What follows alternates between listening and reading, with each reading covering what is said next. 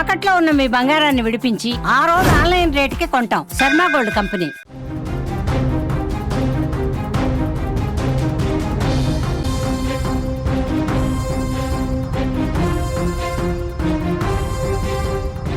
నమస్తే, నేను మీకు ఒక వీడియో చూపిస్తాను ఇప్పుడు.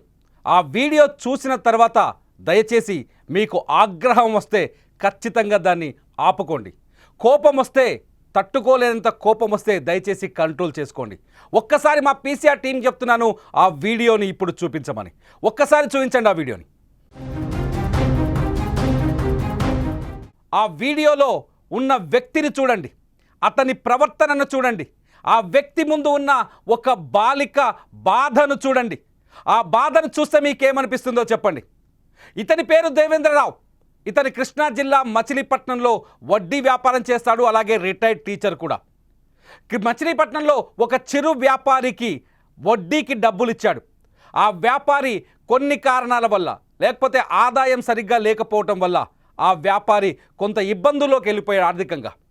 ఆ వ్యాపారి ఇబ్బందుల్లోకి వెళ్ళిపోయిన ఆ సందర్భాన్ని, ఆ సమయాన్ని ఆసరగా చేసుకున్న ఈ రాక్షసుడు ఆ బాలిక పైన, వ్యాపారి కూతురు పైన అఘాయిత్యానికి పాల్పడాడు.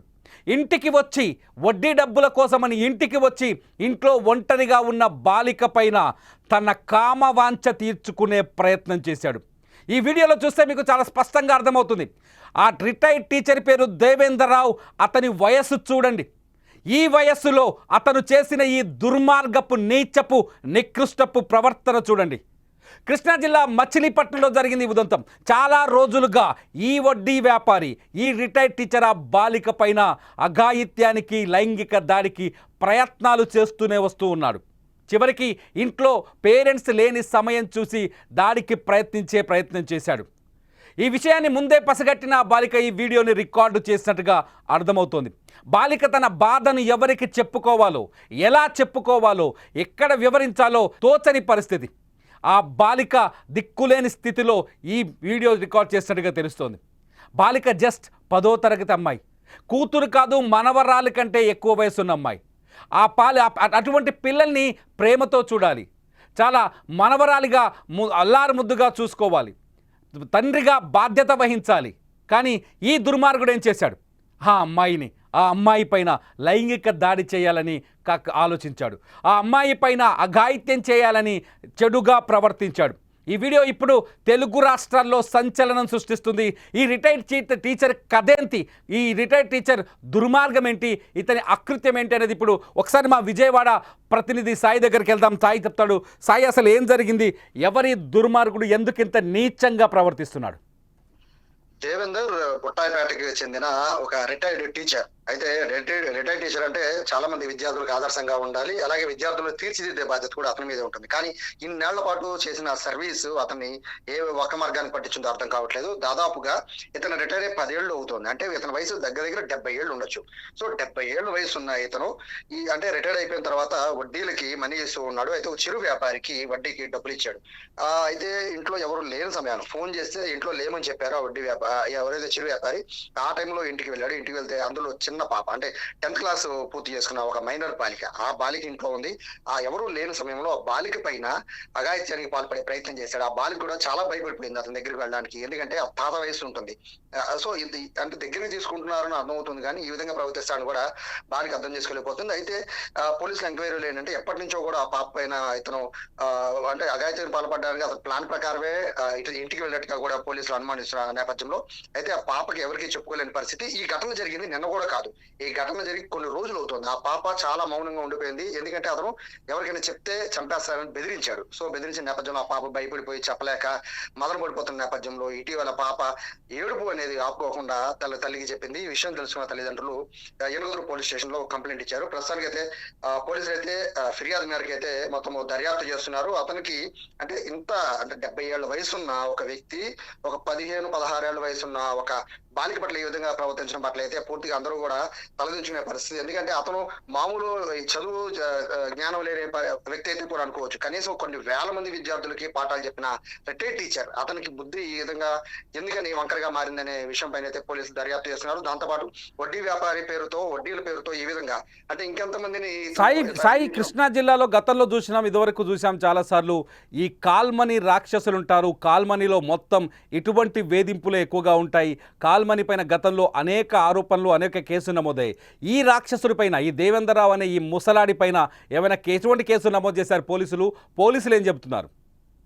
ఖచ్చితంగా పోక్సో యాక్ట్ అయితే ఖచ్చితంగా ఇతని పైన నమోదు చేసే అవకాశం ఉంటుంది. ఎందుకంటే బాలిక మైనర్ కాబట్టి ఖచ్చితంగా పోక్సో యాక్ట్ అయితే ఖచ్చితంగా పెడుతూ ఉంటారు. దీంతో పాటు ఏదైతే మీరు చెప్పింది విజయవాడ అంటే ముఖ్యంగా అందరికి కూడా కాల్మనీ సెక్స్ రాకెట్ అందరికీ గుర్తు వచ్చేది గతంలో. సో ఇప్పుడు అదే పరిస్థితిని ఇతను ద్వారా మళ్ళీ కృష్ణా జిల్లా ప్రజలైతే మళ్ళీ అటువంటి పరిస్థితులను గుర్తు తెచ్చుకుంటున్న పరిస్థితి కనబడుతోంది. ఎందుకంటే ఇతను ఇచ్చింది వడ్డీకి అంత డబ్బులు ఇచ్చాడు, వడ్డీ కట్టలేని పరిస్థితుల్లో వెళ్ళాడా లేకపోతే రెగ్యులర్ గా అసలు ఇంటికి ఎందుకు వెళ్తున్నాడు అనే కోణంలో కూడా పోలీసులు దర్యాప్తు చేస్తున్నారు. సాధారణంగా వడ్డీ ఇస్తే లేదా వడ్డీని వసూలు చేయాలంటే కూడా మొబైల్ లో కాంటాక్ట్ చేస్తే సరిపోతుంది. బట్ ఇతను కూడా వృద్ధుడు, సో ప్రతిసారి ఇంటికి వచ్చే పరిస్థితి కూడా ఉండదు.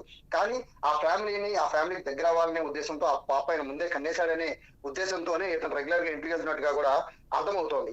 ఇంట్లో ఎవరు లేరు అని వ్యాపారి ఫోన్ చేసి నేను ఇంట్లో లేనని చెప్పినా కూడా ఇంటికి వెళ్ళాడు అంటే అతని ఉద్దేశం చాలా స్పష్టంగానే అర్థమవుతోంది. కఠినంగా శిక్షించాలని అయితే మొత్తం ప్రజలు కోరుకుంటున్నారు. మరి మనవరాల కంటే చిన్న వయసు, ఒకవేళ అతనికి మనవరాలు ఉంటే కనుక ఆ మనవరాలు చిన్న వయసు ఈ పాపది.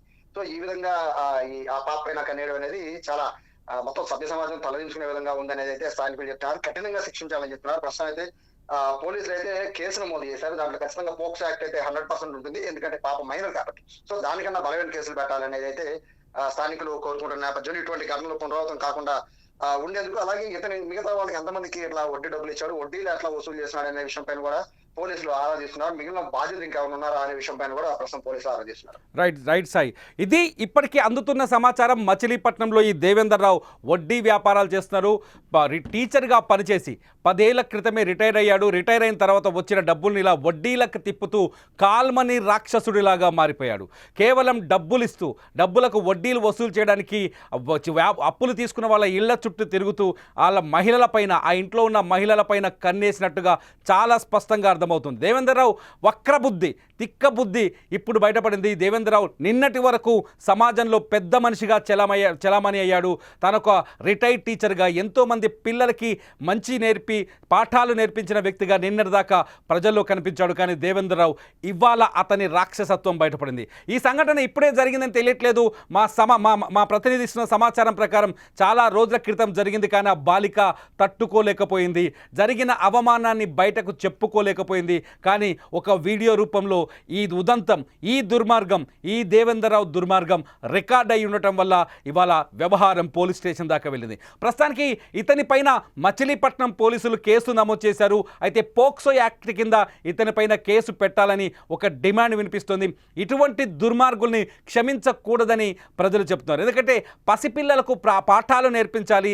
10వ తరగతి చదువుతున్న అమ్మాయి అంటే ఎంతో జాగ్రత్తగా చూసుకోవాలి.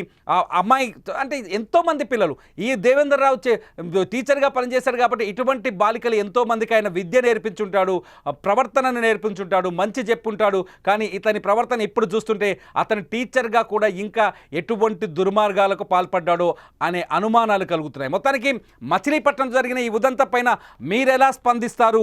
ఇటువంటి టీచర్లని 70 ఏళ్ల వయసులో కూడా ఇటువంటి దుర్మార్గుల్ని, టీచర్లు అనడానికి లేదు ఇక్కడ, ఎందుకంటే ఇతను వృత్తి మాత్రమే టీచర్, కానీ ఇటువంటి వక్ర బుద్ధి కలిగిన దుర్మార్గుల్ని ఎలా శిక్షించాలి? మీరేమనుకుంటున్నారో ఖచ్చితంగా ఈ వీడియో కింద కామెంట్ చేయండి.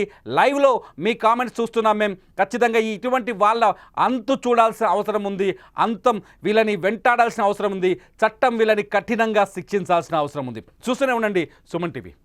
అదే సెక్షన్ ప్రకారం మనం అతని ఏజ్ దాని ప్రకారం సెక్షన్లో ఉంటే రిమాండ్ అయితే రిమాండ్, బెయిలబుల్ అయితే బెయిలబుల్. ఏజ్డ్ కాకుండా బెయిలబుల్, నాన్ బెయిలబుల్ ఉందండి. బెయిలబుల్ బిలో 7 ఇయర్స్ ఏది కూడా మేము ప్రొడ్యూస్ చేయడానికి లేదు. దానికి చెక్ లిస్ట్ మనం హ్యాండ్ ఓవర్ చేసి మనం రిమాండ్ పెట్టాలి. రిమాండ్ పెట్టిన తర్వాత కూడా మేజిస్ట్రేట్ గారు కూడా అది యాక్సెప్ట్ చేయాలి. యాక్సెప్ట్ చేస్తేనే రిమాండ్ అవుతుంది. బిలో 7 ఇయర్స్ మేము రిమాండ్ పెట్టడానికి లేదు. ఒకవేళ ఎవరైనా దొంగలు కానీ వేరే కానీ ఉంటే మాత్రం మేము చెక్ లిస్ట్ రాసి ప్రీవియస్ కన్విక్టెడ్ కానీ ఉంటే